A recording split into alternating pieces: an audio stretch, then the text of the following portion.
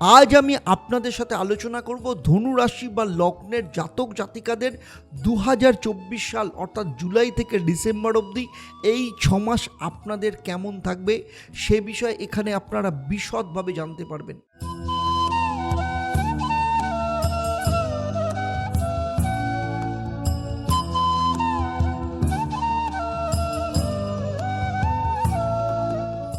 নমস্কার, আমি অ্যাস্ট্রো আচার্য দেবদত্ত। দেবদর্শন পর্বে আপনাদের সবাইকে স্বাগত জানাই। আজ আমি আপনাদের সাথে আলোচনা করব ধনু রাশি বা লগ্নের জাতক জাতিকাদের 2024 সাল অর্থাৎ জুলাই থেকে ডিসেম্বর অবধি এই 6 মাস আপনাদের কেমন থাকবে সে বিষয়ে এখানে আপনারা বিশদভাবে জানতে পারবেন। গ্রহদের গোচর অনুসারে কোথায় কোথায় কোন গ্রহ ট্রানজিট করবে, এই পরিবর্তনের ফল আপনার জীবনে কি কি প্রভাব ফেলবে বা কী পরিবর্তন নিয়ে আসবে, সব কিছু বিষয়ে আপনাদের সাথে আমি আলোচনা করব। যা যা বিষয়ে আপনাদের প্রশ্ন রয়েছে অর্থাৎ শরীর স্বাস্থ্য, বিদ্যা শিক্ষা, প্রেম, বিবাহিত জীবন, বিবাহ, ভাগ্য, কেরিয়ার, ব্যবসা, সব কিছু বিষয় এখানে ডিটেলসে চর্চা করব আপনাদের সাথে।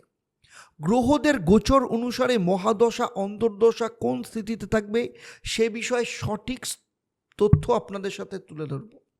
আমার এই আলোচনা আপনাদের জন্ম রাশি বা লগ্নের ওপর ভিত্তি করে এবং সেই সাথে গ্রহদের গোচরের ওপর নির্ভর করে।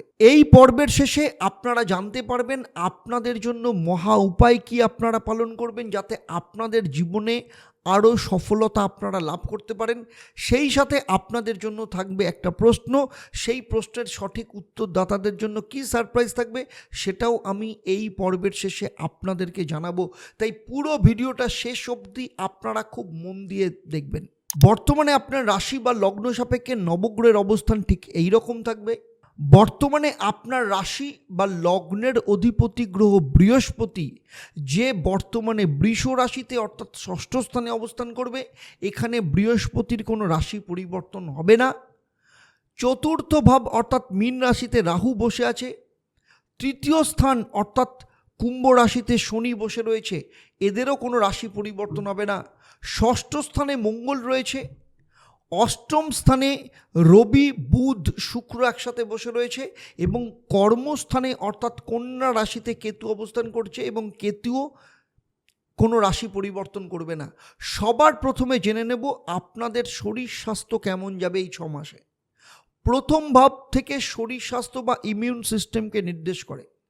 আপনার রাশির বা লগ্নের অধিপতি গ্রহ বৃহস্পতি বর্তমানে ষষ্ঠ স্থানে অবস্থান করছে এবং আগেই বলেছি এই 6 মাসে বৃহস্পতির কোনো রাশি পরিবর্তন হবে না। ষষ্ঠ ভাব নির্দেশ করে রোগ, ঋণ, শত্রু এবং সেখানেই অবস্থান করছে আপনার রাশি বা লগ্নের অধিপতি গ্রহ। ফলে আপনাদের ইমিউন সিস্টেমের ক্ষেত্রে সমস্যা দেখা দিতে পারে, ফ্যাটি লিভারের সমস্যা আসতে পারে, ডাইজেস্টিভ সিস্টেম নিয়ে সমস্যা আসতে পারে। ফলে এই সময় খাওয়া দাওয়ার ওপর খেয়াল রাখতে হবে।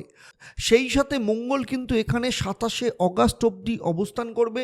ফলে সেই কারণেও আপনাদের শরীর স্বাস্থ্যের ওপর কিন্তু সবথেকে বেশি খেয়াল রাখতে হবে। তবে খুব মেজর কোনো ইস্যু দেখা যাচ্ছে না, কিন্তু যখনই বৃহস্পতি দুর্বল হয় তখনই শরীরে কিন্তু ফ্যাটকে বাড়িয়ে দেয়। এবারে চলে আসব স্টুডেন্টদের ক্ষেত্রে এই 6 মাস কেমন থাকবে। পঞ্চম ভাব বিদ্যা শিক্ষাকে নির্দেশ করে। পঞ্চম ভাবের অধিপতি গ্রহ হলো মঙ্গল, সে ষষ্ঠ স্থানে অবস্থান করছে অর্থাৎ বৃষ রাশিতে এবং 27শে অগাস্ট অবধি মঙ্গল কিন্তু বৃষ রাশিতে অবস্থান করবে। জন্মকুণ্ডলিতে ষষ্ঠ, অষ্টম এবং দ্বাদশ স্থানকে কিন্তু শুভ হিসেবে মানা হয় না। 27শে অগাস্ট অবধি মঙ্গল যখন ষষ্ঠভাবে থাকবে তখন কিন্তু পড়াশোনার উপরে কিন্তু কোনো বড় সিদ্ধান্ত নেওয়া ঠিক হবে না। তাড়াহুড়ো করে কোনো ডিসিশন নেওয়া ঠিক হবে না। যদি কোনো অ্যাডমিশন নেওয়ার দরকার থাকে তাহলে কিন্তু 27শে অগাস্টের পর অ্যাডমিশন নেওয়ার জন্য ভালো। কারণ মঙ্গল 21শে অক্টোবর এরপর কর্কট রাশিতে কেন্দ্রস্থানে ট্রানজিট করবে। ফলে এই সময় থেকে পড়াশোনার ক্ষেত্রে যথেষ্ট উন্নতির যোগ দেখতে পাওয়া যাবে। পঞ্চম ভাব থেকে প্রেমকেও বিচার করা হয়, যেখানে মঙ্গল এখানে ষষ্ঠভাবে অবস্থান করছে। মঙ্গল যখন ষষ্ঠ এবং অষ্টমভাবে ট্রানজিট করবে তখন সম্পর্কের মধ্যে সমস্যা আসতে পারে এই সময়ের সবথেকে বড় জিনিস হচ্ছে 27শে অগাস্ট অবধি সম্পর্কের ক্ষেত্রে সমস্যা তৈরি করতে পারে। এই সময় বিশেষ করে 27শে অগাস্ট অবধি মঙ্গল বৃষ রাশিতে থাকবে। আবার 21শে অক্টোবরের পর মঙ্গল যখন কর্কট রাশিতে প্রবেশ করবে সেই সময় অর্থাৎ অষ্টম স্থানে, সেই সময় সম্পর্কের ব্যাপারে কিন্তু সমস্যা তৈরি করতে পারে। এই 6 মাসে রিলেশনের মধ্যে কিছুটা কমপ্লিকেশন দেখা যেতে পারে। তবে সম্পর্কের দিক থেকে 27শে অগাস্ট থেকে 21শে অক্টোবর অবধি মঙ্গল যখন সপ্তম স্থানে মিথুন রাশিতে প্রবেশ করবে সেই সময় কিন্তু যথেষ্ট ভালো। তাই এই সময়ের আগে এবং এই সময়ের পরে নিজেদের সম্পর্কের ব্যাপারে কিন্তু বারবার বলছি খেয়াল রাখতে হবে, কারণ এই সময় মঙ্গল ষষ্ঠ এবং অষ্টমভাবে ট্রানজিট করবে। এই সময় মিসআন্ডারস্ট্যান্ডিং, ঝগড়া, ছোট ছোট বিষয় নিয়ে তর্ক এগুলো দেখা যেতে পারে। তবে এই সময় খুব ভালো করে খেয়াল রাখতে হবে, না হলে ব্রেকআপ অবধি করাতে পারে। তবে এর মহা উপায় আমি শেষে বলবো, সেগুলো আপনাদেরকে নিয়মিত পালন করতে হবে। বিবাহ ও বিবাহিত জীবনের ক্ষেত্রে দেখতে গেলে সপ্তম স্থান থেকে বিবাহ ও বিবাহিত জীবনকে নির্দেশ করে। বর্তমান সময়ে আপনাদের সপ্তম ভাবের অধিপতি গ্রহ বুধ অষ্টম স্থানে অবস্থান করছে, এরপরে নবমভাবে ট্রানজিট করবে। ফলে এই 6 মাসের মধ্যে বুধের ট্রানজিটের জন্য কিন্তু যথেষ্ট ভালো দেখা যাচ্ছে, কারণ বুধ এরপরে কিন্তু একাদশভাবে ট্রানজিট করবে। ফলে 3-4 মাস এমনিতেই সম্পর্ক ভালো থাকবে। যদি কোনো সমস্যা আসে তাহলে নভেম্বর মাসে আসবে। এই সময় বিবাহিত জীবনে দুজনের মধ্যে মনোমালিন্য দেখা দিতে পারে। তবে জুলাই, অগাস্ট, সেপ্টেম্বর এই সময় বিবাহিত জীবন যথেষ্ট ভালো থাকবে, কারণ এই সময় বুধের পরিস্থিতি যথেষ্ট ভালো, শুক্রের পরিস্থিতিও যথেষ্ট ভালো থাকবে। তবে আপনার স্বামী বা স্ত্রীর ক্ষেত্রে কিন্তু কেরিয়ার গ্রো করতে পারে, ট্রাভেলিংয়ের যোগ রয়েছে, পার্সোনাল লাইফে চেঞ্জ আসতে পারে এবং আপনার বৈবাহিক জীবনেও কিন্তু ভালো পরিবর্তন আসতে পারে। এই সময় যদি কোনো ফ্যামিলি প্ল্যানিং করেন তাহলে ধনুরাশি বা লগ্নের ব্যক্তিদের জন্য যথেষ্ট ভালো খবর নিয়ে আসবে, কারণ শনির দৃষ্টি পঞ্চম স্থানের ওপর রয়েছে, মঙ্গলও পঞ্চমভাবে অবস্থান করবে, মঙ্গলেরও পজিশন যথেষ্ট ভালো থাকবে।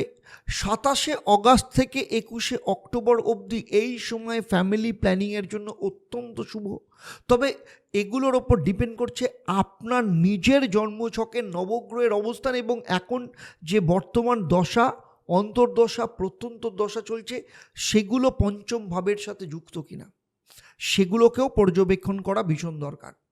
এবারে চলে আসবো আপনাদের জীবনের সবথেকে গুরুত্বপূর্ণ বিষয়, সেটা হচ্ছে ভাগ্যস্থান। ভাগ্যস্থানের অধিপতি গ্রহ রবি বর্তমানে অষ্টম স্থানে অবস্থান করছে এবং রবি কর্কট রাশিতে অর্থাৎ 16ই অগাস্ট অবধি অবস্থান করবে। এই সময় আপনাদের ভাগ্যস্থানের কিছু দুর্বলতা দেখা দেবে। এই সময় কোনো বড় সিদ্ধান্ত নেবেন না। কোনো রকম যদি ইনভেস্টমেন্ট করতে চান, কোনো বিবাহের কাজ বা শুভ কাজ করতে চান তাহলে মিডল অগাস্ট অর্থাৎ 15ই অগাস্টের পর করলে আপনার ক্ষেত্রে ভালো হবে। 15ই অগাস্ট থেকে 15ই অক্টোবর এই সময় আপনার ভাগ্যের স্থিতি যথেষ্ট পরিমাণে ভালো থাকবে, কারণ রবি আপনার ভাগ্যস্থানে প্রবেশ করবে। তারপর দশম স্থানে এবং মিডলে সেপ্টেম্বর অবধি এই সময় কিন্তু আপনার ভাগ্য যথেষ্ট ভালো থাকবে। মিডল অগাস্টের পর অর্থাৎ 15ই অগাস্টের পর কিন্তু চাকরি পাওয়ার সম্ভাবনা যথেষ্ট ভালো থাকবে। তবে 15ই অগাস্ট পর্যন্ত কিন্তু কোনো শুভ কাজ, বড় কোনো ইনভেস্টমেন্ট বা কোনো ট্রেডিং এই সময় কিন্তু করবেন না। বাকি সময় ভাগ্য আপনাদের যথেষ্ট সাথ দেবে। এবারে আসবো সেই সব ধনুরাশি বা লগ্নের জাতক জাতিকা আপনারা যারা চাকরি করেন। দশম ভাবের অধিপতি গ্রহ বুধ বর্তমানে আপনার রাশি বা লগ্ন সাপেক্ষে অষ্টমভাবে অবস্থান করবে। দশমভাবে অর্থাৎ কন্যা রাশিতে কেতু অবস্থান করছে। এই 6 মাসে কেতুর কিন্তু কোনো রাশি পরিবর্তন হবে না।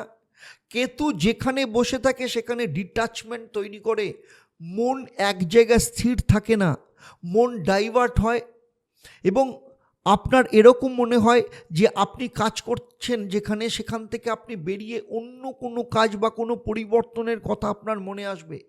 যখন কেতু দশম স্থানে অবস্থান করে তখন কর্মক্ষেত্রে কনফিউশন তৈরি করে। তবে কেরিয়ারের দিক থেকে সব থেকে ভালো থাকবে অগাস্ট সেপ্টেম্বর মাস।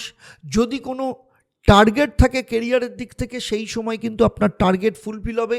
এছাড়া যদি এমন কোনো কাজ করেন যেটা ট্রাভেলিং সম্পর্কিত, আপনাকে বিভিন্ন জায়গায় যেতে হয়, সেক্ষেত্রেও যথেষ্ট ভালো থাকবে। ম্যানেজমেন্টের সাথে আপনার সম্পর্ক ভালো থাকবে। এছাড়া ফাইন্যান্সের কাজ যারা করেন তাদের ক্ষেত্রেও কিন্তু যথেষ্ট ভালো। কিন্তু অগাস্ট সেপ্টেম্বর সব থেকে ভালো কেরিয়ারের দিকে দেখা যাচ্ছে। এই 2 মাসে যাদের চাকরি নেই তারা চাকরি পাওয়ার সম্ভাবনা রয়েছে। যারা চাকরির ক্ষেত্রে পরিবর্তন করতে চাইছেন বা চেঞ্জ করতে চাইছেন, এই সময় কিন্তু ভালো চাকরির অফার আসতে পারে। ধনুরাশি বা লগ্নের যেসব জাতক জাতিকারা ব্যবসা করেন তাদের ক্ষেত্রে বলবো, সপ্তম ভাবের অধিপতি গ্রহ বুধের অবস্থান কিন্তু যথেষ্ট ভালো থাকবে। কারণ অগাস্ট মাসে কিন্তু রবি নবম স্থান সিংহ রাশিতে প্রবেশ করবে। এই সময় বিজনেসের পরিস্থিতি যথেষ্ট ভালো থাকবে। সেপ্টেম্বরের 15 তারিখ থেকে অক্টোবরের 15 তারিখ অবধি রবি কন্যা রাশিতে যখন প্রবেশ করবে তখন ব্যবসার ক্ষেত্রে যথেষ্ট গ্রোথ দেখা যাবে। এই সময় যথেষ্ট লাভ আসবে, ইনক্রিমেন্ট হবে। কিন্তু নভেম্বরের 15 তারিখের পর ব্যবসা ক্ষেত্রে কিছু দুর্বলতা দেখা যাচ্ছে বা টেনশন তৈরি হতে পারে, দৌড়োদৌড়ি বেশি করতে হতে পারে, স্ট্রেস লেভেল বাড়তে পারে। 15ই নভেম্বর থেকে 15ই ডিসেম্বরের মধ্যে কিন্তু ব্যবসার ক্ষেত্রে কিছুটা ডাউন দেখা যেতে পারে, টেনশন বাড়তে পারে, এরকম যোগ দেখা যাচ্ছে। যে মহা উপায়গুলো আমি বলবো সেগুলো যদি নিয়মিত পালন করেন তাহলে এই সিচুয়েশন থেকে আপনারা বেরিয়ে আসতে পারবেন।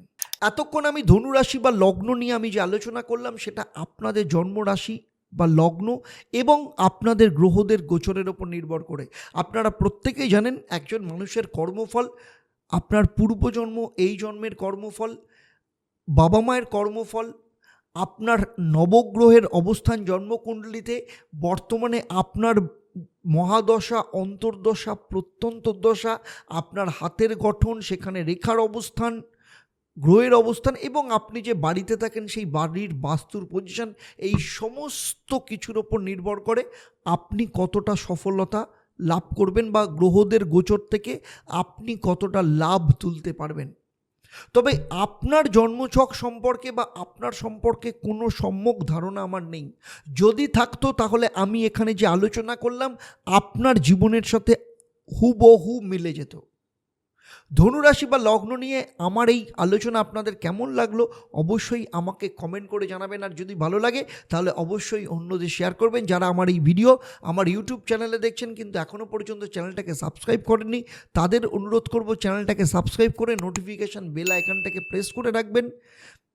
আর যারা আমার এই ভিডিও আমার ফেসবুক পেজে দেখছেন কিন্তু এখনও পর্যন্ত পেজটাকে লাইক ও ফলো করেননি, আপনাদের অনুরোধ করব পেজটাকে লাইক এবং ফলো করুন, যাতে ভবিষ্যতে যখনই নতুন কোনো ভিডিও আপনাদের জন্য আপলোড করব প্রথম নোটিফিকেশান আপনাদের কাছে যাবে।